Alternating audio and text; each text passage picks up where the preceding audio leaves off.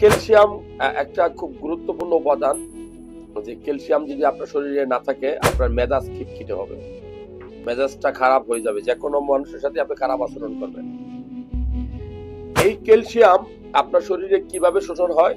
যখন আপনার শরীরে ভিটামিন ডি, পর্যাপ্ত পরিমাণ ভিটামিন ডি থাকে, ঠিক তখন খাবার থেকে এই ক্যালসিয়াম গুলা আপনার শরীরে প্রবেশ করে।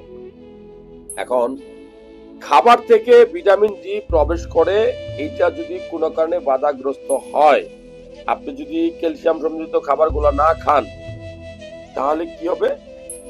তাহলে আপনার শরীরে ক্যালসিয়ামের ঘাটতি দেখা দেবে। সো যারা ভিডিও দেখছেন, আমরা আশা করব আমাদের এই লাইভটা আপনাদের কাজে লাগবে। অনেকেই ক্যালসিয়াম ট্যাবলেট কিনা খান। আমি বলি, ক্যালসিয়াম ট্যাবলেট কিনে যে খাচ্ছেন, এর কিন্তু অনেক সাইড ইফেক্ট আছে। প্রথমত বলবো যে ক্যালসিয়াম ট্যাবলেটের অনেক দাম, অনেক অনেক দাম। একটা ক্যালসিয়াম ট্যাবলেট 10 টাকা থেকে শুরু করে 50 টাকা 100 টাকা পর্যন্ত দাম নেয়। এখন আপনি ক্যালসিয়াম ট্যাবলেট কিনে না খেয়ে আপনি যদি খাবার খান, বিকল্প হিসেবে খাবার খান, তাহলে আমি বলবো যে আপনার আর ক্যালসিয়াম ট্যাবলেট কিনে খাওয়া লাগবে না।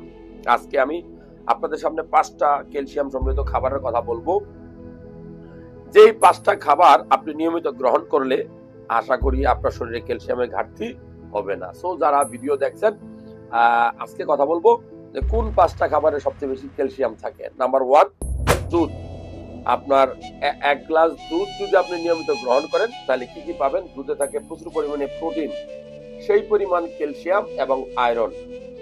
আপনার হাড় শক্ত করার জন্য, মাংস বেশি শক্ত করার জন্য এই দুধের কোনো বিকল্প নেই। সো আমি প্রথমে যে খাবারটা কথা বলবো, যে আপনি দুধ খেতে পারেন। দুধ আপনার শরীরে প্রচুর পরিমাণে ক্যালসিয়াম সরবরাহ করবে। নাম্বার 2, খুব কমন যে খাবারটা আপনি রাস্তাঘাটের পাশে কিনে খেতে পারেন, সেটা হলো কলা।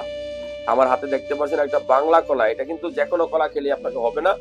আপনি যদি কলা খান, বাংলা কলা, তাহলে বিচিটা সহ আপনি খেয়ে ফেলবেন। মনে রাখবেন, কলাতে প্রচুর পরিমাণে ক্যালসিয়াম থাকে। তাহলে 5টা ক্যালসিয়াম সমৃদ্ধ খাবার মধ্যে অন্যতম প্রধান হলো দুধ বা দুধের তৈরি পণ্য। নাম্বার 2 হলো কলা। আর নাম্বার 3 যে খাবারটা কথা বলবো, সেটা খুব গুরুত্বপূর্ণ। বাংলাদেশে এখন সারা বছরই পাওয়া যায়, সেটা হলো পেয়ারা। আপনি দেশি বিদেশি যে কোনো পেয়ারাই আপনি ডেইলি 1 থেকে 2 পিস পেয়ারা খাওয়ার চেষ্টা করবেন, দেখবেন যে আপনার শরীরে কখনো ক্যালসিয়ামের ঘাটতি হবে না। নাম্বার 4, খুব গুরুত্বপূর্ণ, আপনি মুরগির মাংস হোক, খাসির মাংস হোক, গরুর মাংস হোক, যেটা আপনার পক্ষে জোগানো সম্ভব, সপ্তাহে 2 থেকে 3 দিন আপনার মাংস খাওয়া উচিত। মাংসে প্রচুর পরিমাণে ক্যালসিয়াম থাকে। নাম্বার 5 যে খাবারটার কথা বলবো, সেটা হলো যে প্রচুর পরিমাণে শাকসবজি আমাদের খেতে হয়। রাস্তাঘাটে, বাজারে, সব জায়গায় কিন্তু শাকসবজি পাওয়া যায়। এখন আপনি যদি দিনের 3 বেলার 2 বেলায় আপনি প্রচুর পরিমাণে শাকসবজি খান, তাহলে আপনার শরীরে ক্যালসিয়ামের ঘাটতি দেখা দিবে না।